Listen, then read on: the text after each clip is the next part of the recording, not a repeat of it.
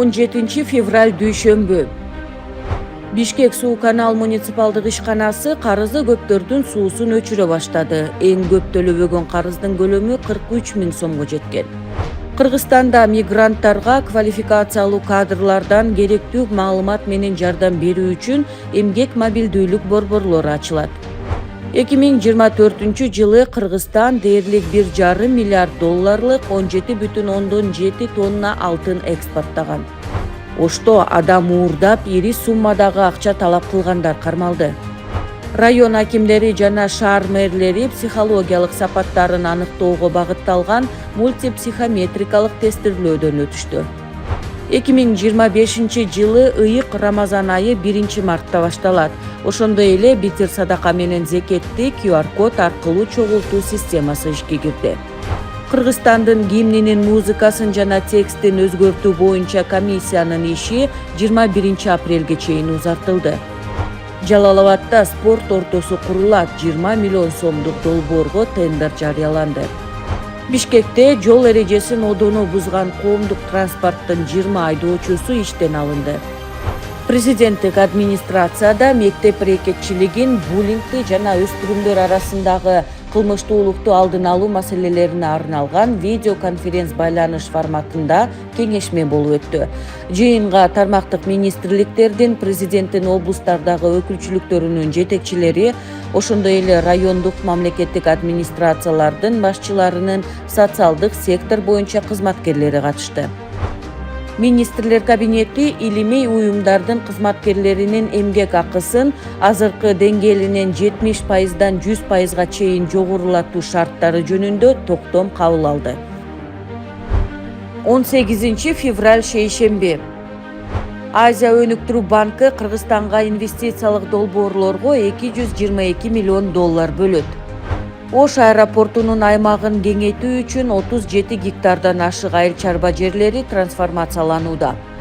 Жакында Токтогул жана Үч Коргон кестеринин бирден гидроагрегаттары реконструкцияга берилет. Ремонт иштери декабрь айында бүтүрүү пландалууда. Министрлер кабинети көрүстөндөргө эстелик орнотуу эрежелерин бекитти. Бардык нерсе ысырапсыз болушу керек. Боршайком жогорку кеңештин депутаты Гүлшаркан Култаеванын ыйгарым укуктарын мөөнөтүнөн мурда токтотту. Анын ордуна Гүлсүнкан Жунушалиева депутат болду. Көмүр кенин басып алууну көздөгөн президенттин жалган кеңешчиси кармалды. Акыркы 3 жылда Кыргызстанда жаңыдан катталган электромобилдердин саны дээрлик 3 эсеге өстү. Алсак 2022 жылы өлкөдө 1100 электромобиль катталса, 2023 жылы алардын саны 2300 данага жеткен. 2024 жылдын аягына карата өлкөдө 3100 электромобиль расмий катталган. Депутаттар тобу көп мандаттуу системага өтүүнү сунуштоодо. Башкача айтканда, көп мандаттуу 30 аймактык шайлоо округдары киргизилип, жогорку кеңештин 90 депутаты шайланат. Жаңы система аркылуу элине кадыры бар талапкерлер гана шайланып, элдин эркин тандоо кылуусуна шарттар түзүлөт. 19 февраль шаршемби. Кыргызстанда мамлекеттик жеке өнөктөштүктө биринчи темир жол долбоору ишке кирди. Инвестициялар $3 миллиард түзөт. Кыргызстан евро биримдиктин кара тизмесинен чыгуунун акыркы этабында турат. Акыркы чечим Европарламенттин транспорт жана туризм боюнча комитетинин ноябрь айында боло турган жыйынында кабыл алынат. Кара тизмеден чыкса, анда кыргызстандык авиакомпанияларга евро биримдик өлкөлөрүнө түз аба каттамдарын жүргүзүү мүмкүнчүлүгүн түзөт. Бишкектен Кербенге биринчи техникалык каттам аткарылды. Коммерциялык каттамдар 1 марттан тарта башталат. Талас облусунда 11 миллион сомдук жер тилкелер мамлекетке кайтарылды. Министрлер кабинети акиташ ташын экспорттоого убактылуу тыюу салды. Кыргызстан Орусияга миграциялык жаңы эрежелерге байланыштуу нота жөнөттү. Министрлер кабинетинин башчысы бажы кызматынын төрагасы Самат Исабековду ээлеген кызматынан бошотту. Анын ордуна Алмаз Салиев дайындалды. Бишкектин айланма жолунда 330 объект демонтаждалды. Айдоочулук күбөлүктү алуу үчүн экзаменди кайра тапшыруу мөөнөтү 3 күндөн 7 күнгө чейин узартылат.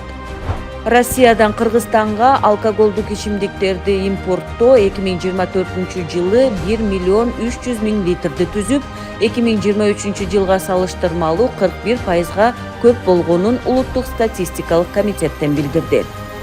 УКМК чегарачылардын өмүрүн жана ден соолугун камсыздандырат. Камсыздандыруу төлөмдөрүнүн жалпы көлөмү 44 миллион сомду түзөт. 20 февраль бейшемби. Ысык көлдө 6,5 миллион долларга кирпич заводу курулуп жатат. Ал быйыл ишке киргизилет.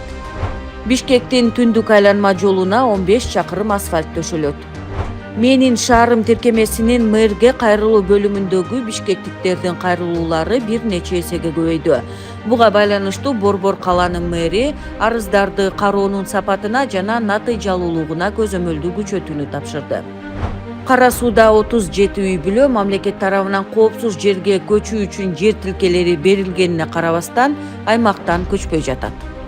Ош мэриясы тротуарды басып алган университеттердин тосмолорун бузууга киришти. Бул жерде бир катар кошумча жол, тротуарлар курулуп, аны менен бирге жашыл аймактар түзүлүп, ирригациялык тармактар орнотулат. Кыргызстанда жүргүнчүлөрдү ташуучу таксилерди лицензиялоо киргизилди. Президент Садыр Жапаров мыйзамга кол койду. Энергетика министри Корея жана Монголиянын бизнес делегациясынын өкүлдөрү менен жолукту. Ведомстводан билдиришкендей, бизнес делегациянын өкүлдөрү Кыргызстанда энергетика тармагында кызматташууга кызыктар экенин билдиришти. Садыр Жапаров менчик жерлерди алып коюуга каршы экенин билдирди. Анын айтымында, эгер айыл чарба жерлерин кайра бөлүштүрүү фондунун ижарага берилген жерлери болсо, анда башка кеп. Ал эми иштетпей жаткан жеке менчик жерлерди алабыз деген ченем менен мыйзам долбоору келсе, каршы пикир менен кайтарам. Анткени жеке менчик мүлктөр кол тийгиз болуусу керек, деди өлкө башчы. Евро биримдик Кыргызстанга суу ресурстарын башкаруу жана адам укуктарын коргоо программаларына 36 миллион евро бөлөт. Каракол эл аралык аэропортуна IKG коду ыйгарылды. Бишкекте Дөлөн Өмүрзаков атындагы стадиондун кичи аренасын куруу иштери кызуу уланууда. 21 февраль жума. Министрлер кабинети 2 жер тилкесин трансформациялоого макулдугун берди. Бирөөсү жеке турак жай куруу үчүн Чоң Алай районундагы 114 гектар жер, ал эми Ноокен районунда 1 гектар жер чек ара заставасынын курулушуна каралган. Кызмат мамлекеттик мекемесинде директордун 3 орун басары дайындалды. Мамлекеттик кызматкерлердин көп эле чет элдик иш сапарлары өлкөгө керектүү пайда алып келбегенин, бирок бюджеттин олуттуу чыгымдарын талап кылганын президенттин администрациясынын коллегиясында белгиленди. Буга байланыштуу мамлекеттик кызматкерлердин кызматтык иш сапарларынын натыйжалуулугуна жана бюджеттик каражаттардын максаттуу пайдаланышына көзөмөлдүү күчөтүүнү тапшырылды.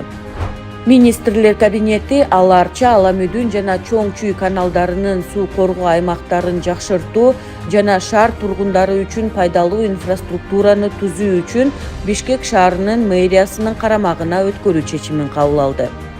Көзөмөлдөөчү органдар кайрадан мыйзамда белгиленген тартипте чарбалык субъектилерге текшерүү жүргүзө алышат. Кыргызстанда бизнести текшерүүгө киргизилген мораторий алынып салынды. Алтынбек Максутов маданият министри кызматынан бошотулуп, анын ордуна Мирбек Мамбеталиев дайындалды. Президент Садыр Жапаров бир нече райондук администрация башчыларынын ээлеген кызматынан бошотуу боюнча жарлыктарга кол койду.